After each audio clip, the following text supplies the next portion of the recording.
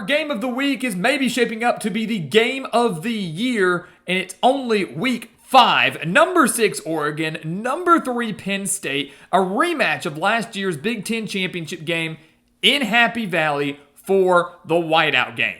It doesn't get better than this. It has a college football playoff feel to it. And again, it's only week 5. Will the Nittany Lions get their revenge from last year's Big Ten championship loss, or will Oregon come into Happy Valley and pull off the upset? That's what we're about to break down today. So welcome back to the Gridiron Expert, guys. So glad you could join us today. As always, please continue to like, comment, subscribe, share our videos. Check out everything down in the description below. That includes our website, thegridironexpert.com, home to our expert picks. We're hitting over 58% of our picks against the spread and are beating out over 80% of the national handicappers, just like we've done each of the last 6 years. So if you want to win big with us, if you want some in-depth analysis you won't get anywhere else, this is the place for you. Go take advantage of it over on thegridironexpert.com and become a member of our GE Nation today. So let's get into this, guys. I mean, again, I've had this game circled on my calendar since, last year. Once the season ended last year. This has been the one that we've all been looking forward to. Week 5 as a whole is shaping up to be a massive weekend of college football because at the same time as this game, you're going to have Alabama at Georgia, which we'll touch on later today. But this is really the first true test for both these teams, right? If you're just looking at the teams on paper and you're looking at margin of victory and things like that, you say Oregon's probably the better team just because they have looked so dominant. They haven't really looked very slow. And they have more power conference wins, right? They destroyed Oklahoma State. They destroyed Northwestern.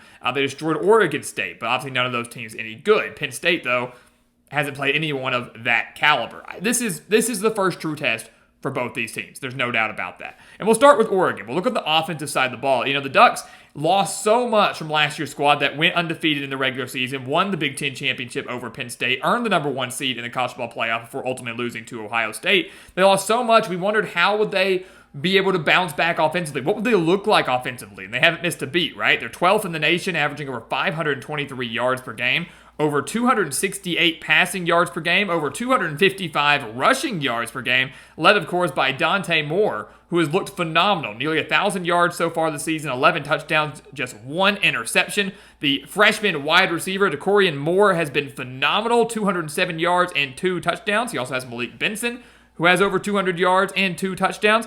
Jaden Lamar has been phenomenal at running back, 215 yards and 3 touchdowns, and overall have 3 players that have rushed for at least 100 yards. So Oregon's one of those teams offensively that is very high octane, is very high scoring, is very up-tempo, and really has shown no signs of slowing down. It can beat you in every aspect of the game. They can beat you through the air. They can beat you on the ground. And if you are a defense that comes to this game not very well prepared to match that type of style, not very well prepared to match that type of tempo, you're going to be in massive trouble, right? The Ducks, they've outscored their 4 opponents so far this year, 203-37, 203 points in just 4 games. And they've gotten off to very fast starts as well. They have 51 points scored in the first quarter across those 4 games. And that's what they need in this game Saturday night, right? In a hostile environment, which I'm going to reference multiple times, is the toughest environment that Dan Lanning has coached in during his time at Oregon. This is the toughest environment he's faced during his time at Oregon, road environment, right? You could argue Michigan was tough last year. You could argue Wisconsin was tough last year. None of those compared to Penn State in Happy Valley for the whiteout game. They need to get off to that fast start like they've seen the first quarter for the first 4 games. That's how you maybe silence the crowd, take control of the game of yourself, and force Penn State to try to come in and play your style. Penn State, meanwhile, look, they haven't been as explosive as we've wanted them to be, right? They're coming off a bye week, number 1, so they're well-rested and well-prepared for this game. But, the offense doesn't look amazing through the 3 games they've played. But again, they haven't played anybody. Nevada, Florida International, and Villanova. It's been a pitiful strength of schedule to start the year. But they're averaging over 437 yards per game, 243 through the air, nearly 200 on the ground. Drew Aller, of course, was one of the most hyped quarterbacks coming into the nation, and rightfully so after nearly leading Penn State to the national championship last year. 626 yards, 4 touchdowns, just 1 pick. Katron Allen and Nick Singleton both choosing to return to Happy Valley, trying to get the Nittany Lions a national title. Both have been phenomenal. We know what these guys can do. Allen has 273 rushing yards and 3 touchdowns. Singleton has 179 and 5 touchdowns. But the key for them is, are we going to see the offense unleash? A lot of people are saying right now through those 3 games that Penn State really has walked through them. And they could. They could have started their 3rd string players and probably would have won against Nevada, Florida International, and Villanova all by double digits, right? They probably wouldn't have had to start their guys. So There's an argument and a theory that maybe we haven't seen the full potential of this Penn State offense, because why would you show too much in the first 3 games when you know you can sleepwalk through, get the win, stay healthy, and move on and get ready for a big game like Oregon, right? Or maybe the theory is this offense isn't as good as we thought it would be, and they might struggle to put up some points on this Oregon defense. We don't really know. But what this ultimately comes down to, this game as a whole, it does come down to Drew Aller. We have to see Penn State throw the ball. We have to see them have a good passing attack. And not just in this game against Oregon, but if they want to go and win a national championship. You're not going to win a national title by strictly running the football. Aller has to deliver, and he has to take care of the ball. We've got to see him connect with those new wide receivers. Guys like Trevor Pena from Syracuse only has 166 yards in the season. Kyron Hudson only has 156 yards. Devontae Ross as well. You've got to see those guys step up at wide receiver. You've got to see Aller connect with them. You've got to see a Penn State team that is multidimensional just like Oregon is. Otherwise, if they're not, they're going to lose this game. So what will we truly see out of Penn State's offense Saturday night? That is the million-dollar question. Oregon's defense has been great. Again, they haven't really played anybody good, but it's been fun to watch. 228 yards per game, that's all they're giving up, ranks 12th in the nation. They're giving up just 120 passing yards per game, 108 rushing yards per game. And again, they've destroyed everybody they've played. I mean, that was like 69-3 against Oklahoma State. They were beating Northwestern by 34 before 2 garbage time touchdowns, destroyed Oregon State by 34.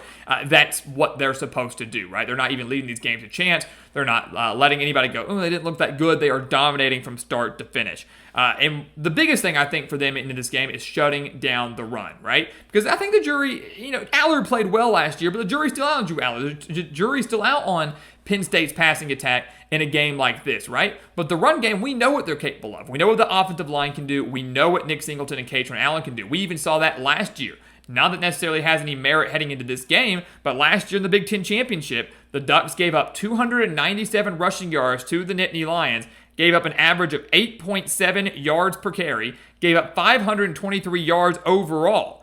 The difference in last year's game in the Big Ten Championship were 2 Penn State turnovers that Oregon turned into a touchdown, turned into 7 points. Penn State also missed a field goal, and that was all of that was a game decided by what? 1 touchdown? So this is a game where if you're Oregon, you've got to come in here, you got to shut down the run. Don't allow Penn State to do what they did to you last year and force Drew Aller to beat you.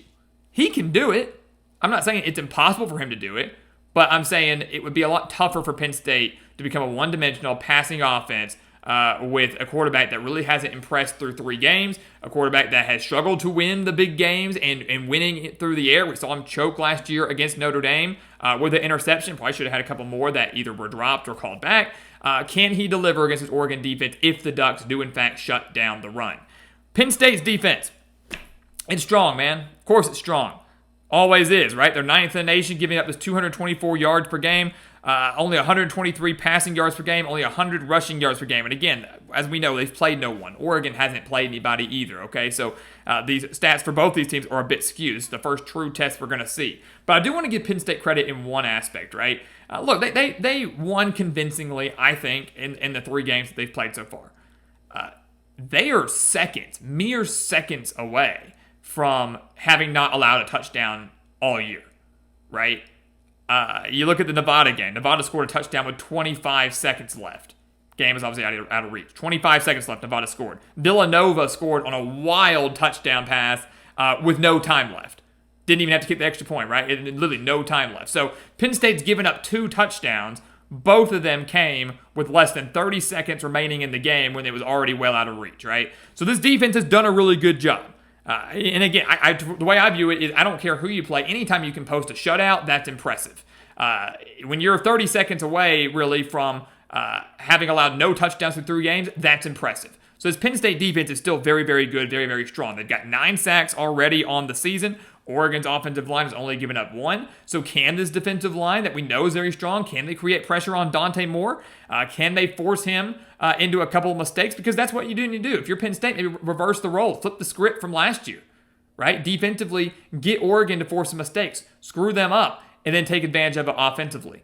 The turnover battle could be the difference maker in this game. A lot of times it is. If Penn State can win it with a pass rush that gets after Dante Moore, who's going to also, like Dan Lanning, going to be playing in the toughest environment that he has faced, it could result in a Penn State victory.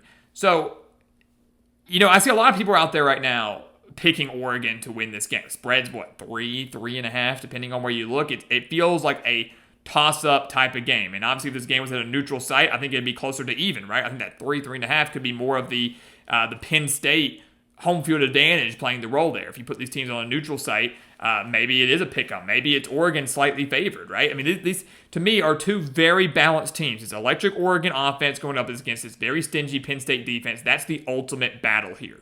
That and seeing what Drew Aller can do and really what James Franklin can do, winning the big games in a spot like this.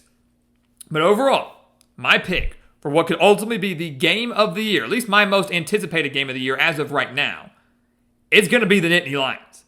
I'm going to take Penn State to win this game in Happy Valley on the whiteout night. The Nittany Lions have won 7 of their last 8 regular season whiteout games. We're not including that playoff win over SMU. 7 of the last 8 whiteout games Penn State has won. I've heard the narrative that James Franklin can't win the big games. He's won some big ones on the whiteout games. He won in the playoff multiple times last year and probably should have beat Notre Dame to go to the national championship. As we've said time and time again, if they're going to do it, this is going to be the year that Penn State breaks through. It has to be this year.